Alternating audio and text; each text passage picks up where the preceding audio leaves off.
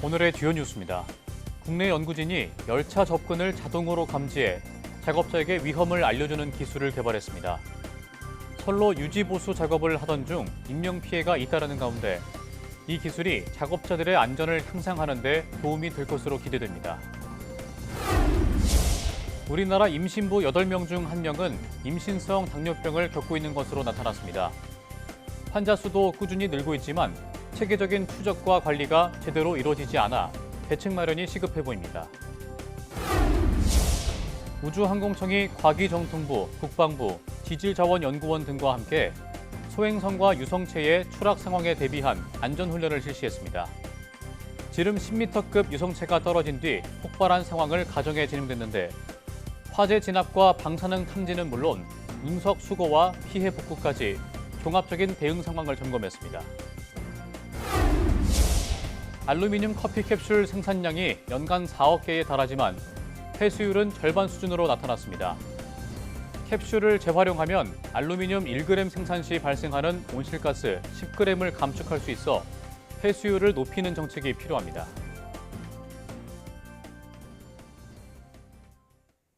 여러분 안녕하십니까? 사이언스투데이 시작합니다.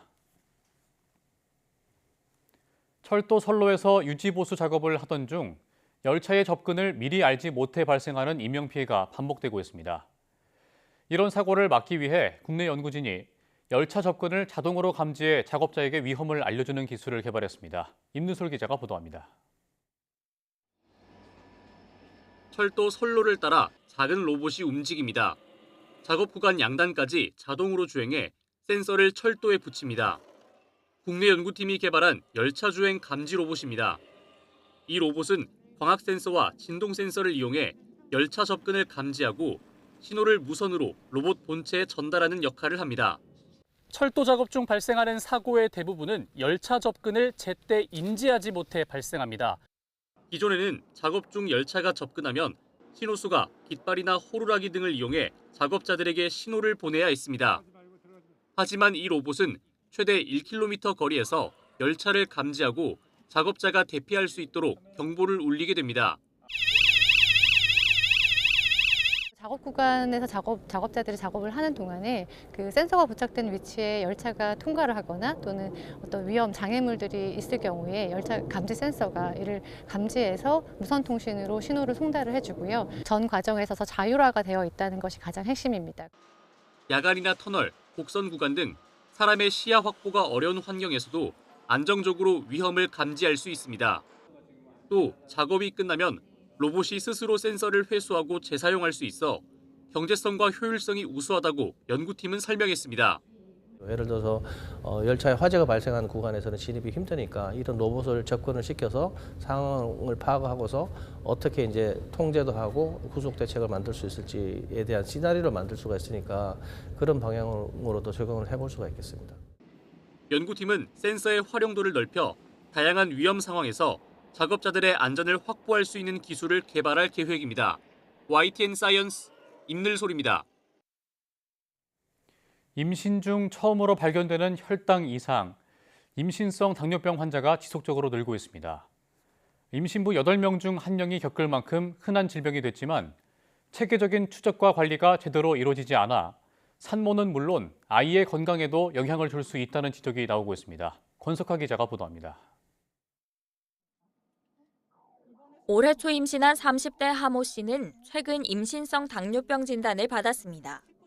인슐린 주사를 맞으며 식단 조절을 하고 있지만 태아 성장에 영향을 줄까 걱정입니다.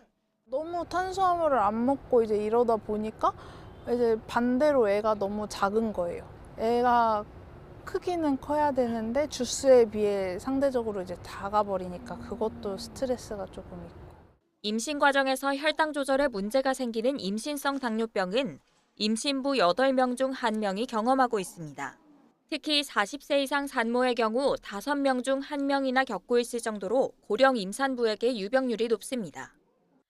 임신성 당뇨병은 꾸준히 늘어 지난 10년 사이 60% 가까이 증가했습니다. 고령 임신과 불균형한 식습관 등이 복합적으로 작용한 결과로 파악됩니다. 출산 이후에도 당뇨병 발병 가능성이 높고 아이에게도 소화비만 위험으로 이어질 수 있어 지속적인 관리가 필요합니다. 단순하게 많이 먹는 산모가 문제가 될 거다 이렇게 생각을 했었는데 비타민 B6가 부족한 경우에 1.62배, 나이아신이 부족한 경우에 1.54배, 칼슘이 부족한 경우에 1.39배의 임신성 당뇨 위험도가 증가하는 것을 확인할 수 있었습니다. 하지만 출산 후 추적 검사율은 절반에도 못 미쳐 관리 사각지대에 놓여 있습니다. 특히 저소득층에서는 영양 불균형과 의료 접근성의 한계로 발병률이 가장 높게 나타나 보건당국의 지속적인 관심과 대책이 필요합니다. 이에 대한당뇨병학회와 국립보건연구원은 서울대병원과 분당차병원 등 전국 9개 병원과 함께 가계 단위 추적 조사를 통해 세대 간 대사질환 연관성과 예방 방안을 분석하고 있습니다. 단기적으로는 출산 후 6주에서 1년 사이에 정기적인 당 대사 검사를 시행하고 이후에는 1, 2년 단위로 지속적인 추적 관리를 하는 시스템을 구축해 나가고자 합니다. 임신성 당뇨병이 산모와 자녀 모두의 장기적인 건강에 영향을 미치는 만큼 개인은 물론 사회적 차원에서 예방하고 관리하는 노력이 중요해 보입니다. YTN 사이언스 권석화입니다. 우주항공청이 소행성과 유성체 등의 추락 상황에 대비한 안전훈련을 실시했습니다. 한국천문연구원에서 실시한 이번 훈련은 지름 10m급 유성체가 떨어진 뒤 폭발한 상황을 가정해 진행됐습니다. 이번 훈련에는 과학기술정보통신부와 국방부, 원자력안전위원회, 한국지질자원연구원도 참여해 화재 진압과 방사능 탐지는 물론 운석 수거와 피해 복구까지 종합적인 대응 상황을 점검했습니다. 최근 AI를 이용해 유명 배우로 속이거나 사생활을 조작한 사건이 잇따라 발생하고 있습니다. 하지만 이를 막기 위한 대비책은 기술 발전 속도를 따라가지 못하고 있습니다. 김승원 기자가 보도합니다. 유명 배우와 SNS로 얘기했다며 블로그에 올라온 글입니다. 이 내용은 얼마 안가 삭제됐지만 캡처 화면이 순식간에 퍼졌습니다. 작성자는 장난으로 대화를 꾸며낸 거라고 해명했지만 해당 배우가 입은 이미지 타격은 돌이킬 수 없었습니다. 온라인 연애 사기 일당이 유명 배우의 가짜 신분증을 만들어 50대 여성을 속이고 5억 원을 빼낸 사례도 있었습니다. 이처럼 인지도가 높은 연예인들이 주로 AI 범죄 수단으로 악용되고 있지만 그 대상은 누구나 될 수 있습니다. AI를 이용하여 허위사실을 유포하는 경우 형법상 허위사실 적시 명예훼손죄가 성립한다고 할 것인데 최근 그 범죄의 심각성이 높아짐에 따라 벌금형이 아닌 실형이 선고되는 추세에 있습니다. 뭐가 진짜고 가짜인지 모를 정도로 AI 이미지의 정교함은 나날이 높아지고 있습니다. 영상 속에서 AI를 이용한 합성 기술을 경고하는 영국 경찰. 이 남자는 이른바 딥페이크 위험성을 경고하면서 마지막에 이렇게 말합니다. Before I close, let me leave you with this thought. Everything you've just seen and heard, my voice, my image, has been a deep fake. None of it was real. 구글 같은 주요 기업들은 AI로 만든 영상에 워터마크를 넣는 제도를 도입했지만 아직 충분치 않습니다. 국내에서도 내년 1월 시행되는 AI 기본법에 AI 생성물 표시 의무가 포함돼 있지만 악용을 막기엔 여전히 걸음마 단계입니다. AI 기술 혁신의 속도가 빠를수록 제도적 안전장치가 뒷받침돼야 하는 것은 물론 이용자 인식 개선도 함께 이뤄져야 한다는 지적입니다. YTN 김승환입니다. 소비자들이 챗GPT에서 페이팔 결제 시스템을 통해 상품을 구매할 수 있게 될 전망입니다. 온라인 결제업체 페이팔은 챗GPT 개발사인 오픈AI와 손잡고 자사 디지털 지갑을 챗GPT에 탑재하기로 했다고 밝혔다고 미 경제매체 CNBC가 현지 시간 28일 보도했습니다. CNBC에 따르면 내년부터 페이팔 이용자와 판매자는 챗GPT에서 상품을 사고 팔 수 있게 될 전망입니다. 알렉스 크리스 페이팔 CEO는 페이팔 이용자는 챗GPT를 통해 상품을 살 수 있고 판매자는 챗GPT에 상품 목록을 올려 판매할 수 있다고 설명했습니다. 오픈AI는 지난달 말 챗GPT를 통해 상품을 직접 구매할 수 있는 즉시 결제 기능을 도입한다고 발표했습니다. 주차 중이던 전기차에서 화재가 발생하는 사건이 잇따르는 가운데 국내 운행 전기차 모델 가운데 40% 정도가 여전히 주차 중 배터리 이상을 감지하지 못하는 것으로 나타났습니다.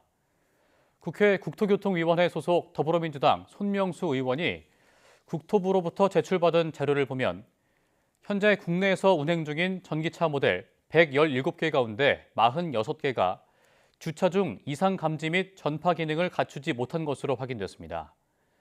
40%에 가까운 전기차 모델이 주차 중 배터리 이상이 발생해도 차주나 외부로 이를 알릴 수 없다는 뜻입니다.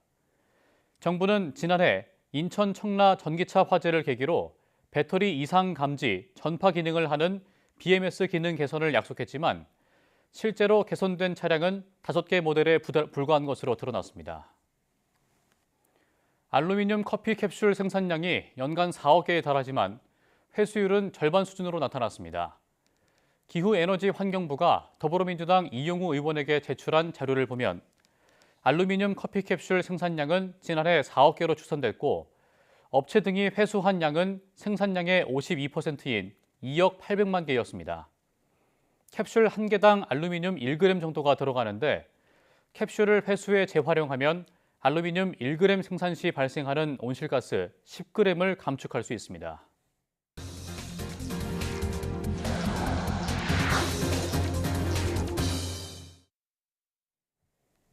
아시아태평양 지역 최대 경제포럼인 아시아태평양 경제협력체 APEC 최고경영자 서밋이 역대 최대 규모로 개막했습니다. 경주 예술의 전당 화랑홀에서 열린 개회식에는 이재명 대통령과 국내 주요 그룹 회장, 세계적 기업인과 전문가 등이 대거 참석했습니다. 국내 기업인으로는 최고경영자 서밋의 의장인 최태원 대한상의 회장과 이재용 삼성전자 회장, 정의선 현대차그룹 회장, 구광모 LG그룹 회장, 신동빈 롯데그룹 회장 등이 참석했습니다. 해외에서는 케빈 쉬 메보그룹 회장, 사이먼 칸 구글 아시아태평양 부사장, 맷 가먼 아마존 웹서비스 CEO 등이 자리했습니다.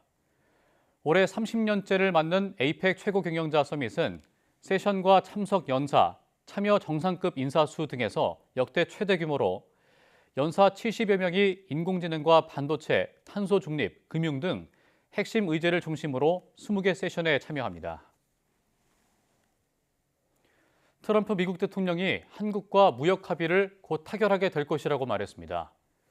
트럼프 대통령은 경주에서 열린 APEC CEO 서밋 특별 연설에서 아시아 방문을 토대로 말레이시아, 캄보디아, 일본과 무역 합의를 타결했다며 한국과도 곧 타결하게 될 것이라고 말했습니다. 또 시진핑 중국 국가주석과도 만나서 미중 무역 합의를 타결하게 될 것이라며 말로 타결하고 협상하는 게 전쟁보다 훨씬 좋다고 강조했습니다. 트럼프 대통령은 한미 조선 협력과 관련해 한국과 적극적으로 협력하고 있다며 한국이 인수한 필라델피아 조선소가 세계에서 가장 성공한 조선소가 될 것이라고 언급했습니다. APEC 정상회의를 기념해 경주에서는 우리 기업들의 첨단 기술력을 선보이는 전시도 열리고 있습니다. 삼성전자는 2번 접는 스마트폰의 실물을 최초로 공개했는데요. 자율주행 휠체어와 초상화를 그리는 로봇까지 중소기업과 스타트업의 기술 경쟁도 뜨거웠습니다. 손효정 기자가 다녀왔습니다. 경주 엑스포 대공원 에어돔 전시장에 우리 기업들의 첨단 기술이 총집결했습니다.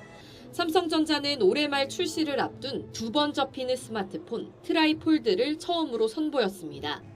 유리 전시관을 통해서만 볼 수 있고 만져볼 순 없지만 왼쪽으로 접고 다시 오른쪽으로 접는 모습이 디스플레이로 구현됐습니다. LG는 세계 최초의 무선 투명 TV로 만든 초대형 샹들리에를 전시했습니다. SK는 데이터 센터, 반도체 인프라를 결합한 인공지능 생태계 기술을, 현대자동차는 자율주행과 지속 가능성을 주제로 수소존을 소개했습니다. 혁신적인 스타트업도 각사의 기술력을 뽐냈습니다. 디지털 방명록부터 자율주행 휠체어까지 최신 기술을 직접 체험할 수 있습니다. 카메라 센서를 가지고 이를 바탕으로 해서 자율주행을 해서 사용자가 목적지를 입력만 하게 되면 휠체어가 그 목적지까지 이동을 하도록 도와주고요. 그 다음 사용자가 사용할 수 있는 위치로 이동을 하게 됩니다. 만화 공포의 외인 구단으로 유명한 이현세 작가의 그림체로 초상화를 그려주는 로봇도 등장했습니다. 로봇은 제 사진을 촬영한 뒤 그걸 바탕으로 그림을 그리기 시작할 텐데요. 그럼 직접 초상화를 그려보겠습니다.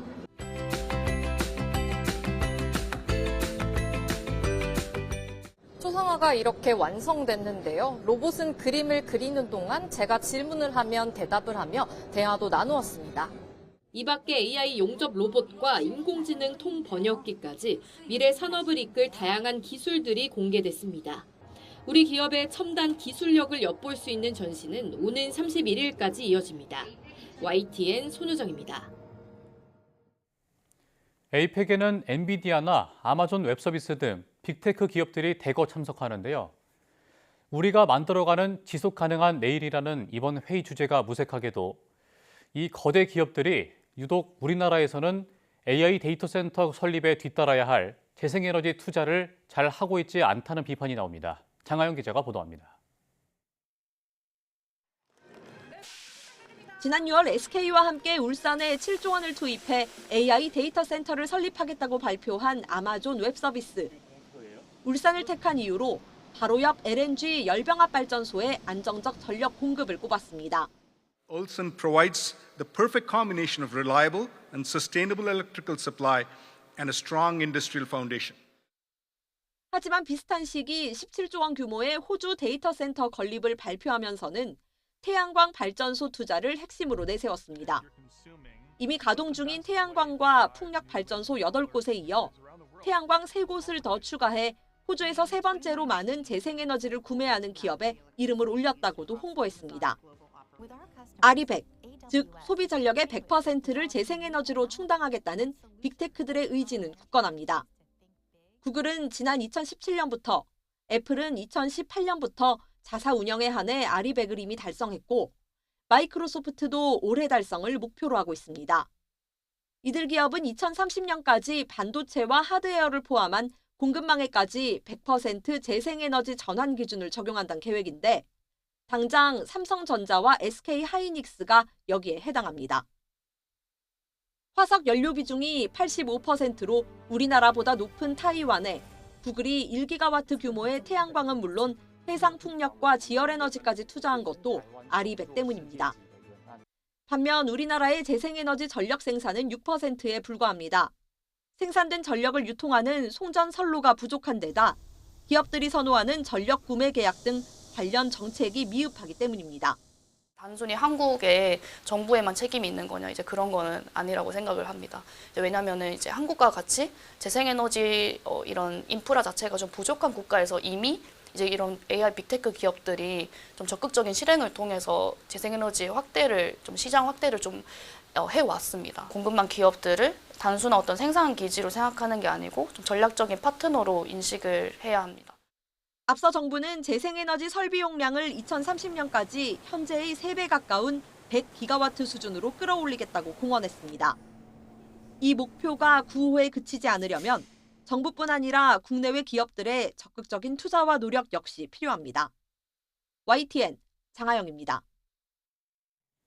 에이펙 정상회의를 앞두고 개최지 경주가 세계 각국에서 온 방문객들로 북적이고 있습니다. 관광지마다 많은 외국인 관광객들이 몰리며 국제 행사 분위기가 한층 달아올랐습니다. 김근우 기자가 보도합니다. 한옥 카페 앞에 선 외국인 관광객들 얼굴에 웃음꽃이 피어납니다. 가을바람을 맞으며 시범빵과 호떡 등 유명한 K푸드도 맛봅니다. 에이펙 정상회의와 함께 경주 대표 관광지 황리단길에 세계인의 발길이 이어지고 있습니다. With all the music, dances, street food, and the best thing was that all the graves have beautiful light shows, and I can watch it during the night. So I think Gyeongsho during the night was my best thing here. 정상회의 기간 경주를 찾는 각국 정상과 대표단은 약 2만 명에 달합니다. 불편을 줄이기 위해 주요 관광지에는 특별한 민간 외교관들이 배치됐습니다. 국내 대학 외국인 유학생들이 자원봉사로 유적지 소개부터 길 안내까지 도맡았습니다. 일단은 이거 행사를 하게 되는 게 좀 자랑스럽죠. 관광객들이 오면 그냥 맛집이랑 이런 거 추천해드리고 그 경주에서 즐겁게 여행할 수 있도록 하려고 합니다. 인도네시아와 말레이시아 등 이슬람권 대표단이나 관광객을 위해선 할랄 음식점도 마련됐습니다. 이국적인 음식 맛을 보러 일반 관광객들이 벌써 줄을 서고 있습니다. 지금 무슬림 사람들이 이제 해외로 여행 오면은 팝가 제일 중요하니까 너무 해외에서 무슬림들이 오는 거는 기대하고 열심히 너무 잘 준비했고. 활기찬 손님 맞이 분위기 속에 천년고도 경주가 세계 속의 도시로 빛나고 있습니다. YTN 김근우입니다.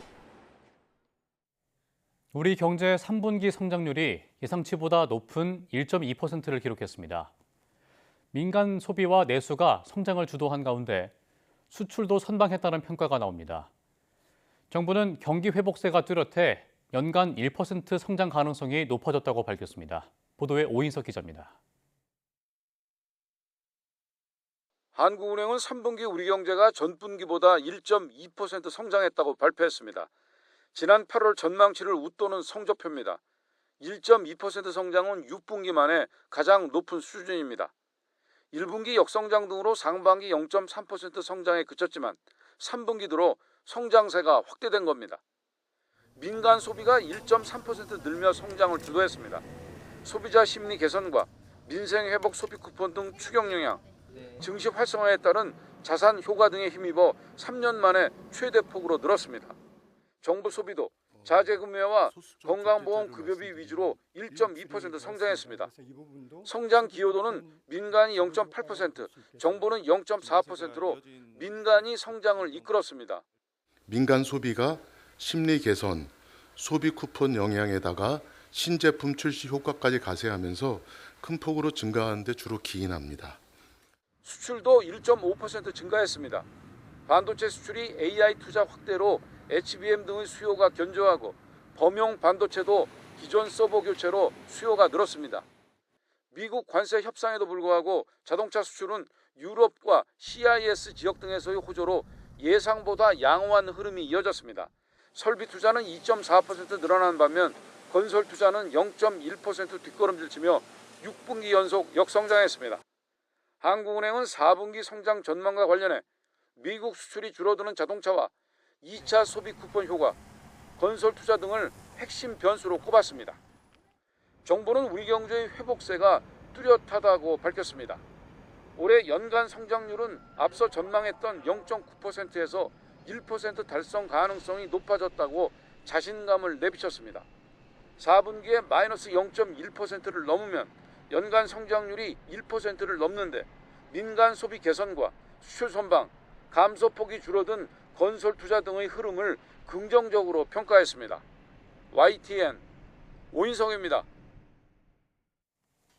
8월 출생아가 1년 전보다 3.8%, 혼인 건수는 11% 증가했습니다. 국가데이터처가 발표한 8월 인구 동향에 따르면 8월 출생아 수는 2만 867명으로 전년 동월 대비 764명, 3.8% 늘었습니다. 출생아는 지난해 7월 이후 14개월 연속으로 증가세가 이어졌습니다. 8월 합계 출산율은 0.77명으로 0.02명 증가했습니다. 혼인은 19,449건으로 1,922건, 11% 늘었습니다. 혼인 건수는 지난해 4월 이후 17개월째 증가했습니다.